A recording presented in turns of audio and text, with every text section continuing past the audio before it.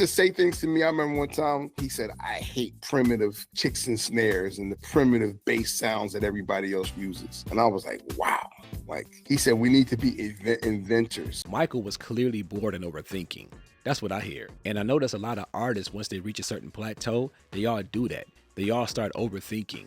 They start trying too hard opposed to just letting go and letting things happen naturally, letting things happen organically. Just because you're very successful, that doesn't mean every decision you make is right. That doesn't mean you always know what you're doing. Listen, all of those great songs that Neptunes gave to Justin Timberlake for the Justified album were written and produced for Michael Jackson. Pharrell presented those songs to Michael Jackson first, and he turned them down.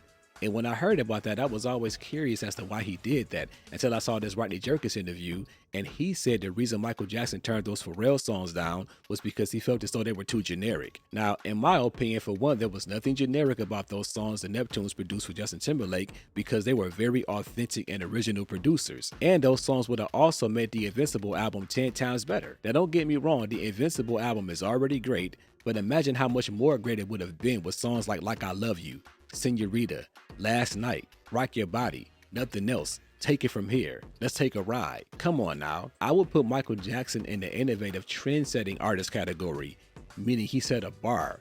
He created a style that a bunch of other artists came behind him and mimicked. He literally changed the course of how that category of music is created moving forward. And a pattern I've noticed with those type of artists over the years is once they become really successful, they get to a point where they start trying to be who they are opposed to just being who they are. Michael Jackson didn't have to try to be Michael Jackson anymore. He was already the great Michael Jackson. He didn't have to innovate. He was already innovative. I don't care what track you put Michael Jackson on, he was going to turn it into a Michael Jackson song. Even when he recorded Butterflies, Butterflies was written by Marsha Ambrosius and produced by Andre Harris. When you hear her version of the song, it's the same song, but after Mike touched it, it's a whole nother record. It's a Michael Jackson record. And as far as the sonics in the production, the kick drum, the snare drum, the hats, the bass line, the electric piano, the strings, they were all typical, or as Mike put it, generic sounds. Those were not sounds that hadn't been used before. In fact, when I first heard Butterflies, it immediately reminded me of vintage Michael Jackson, the 70s Michael Jackson.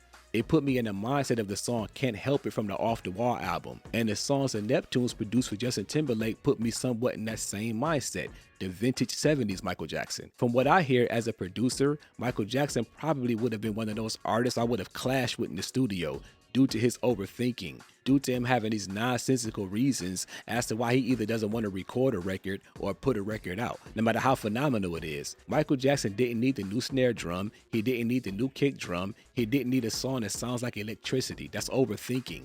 He needed a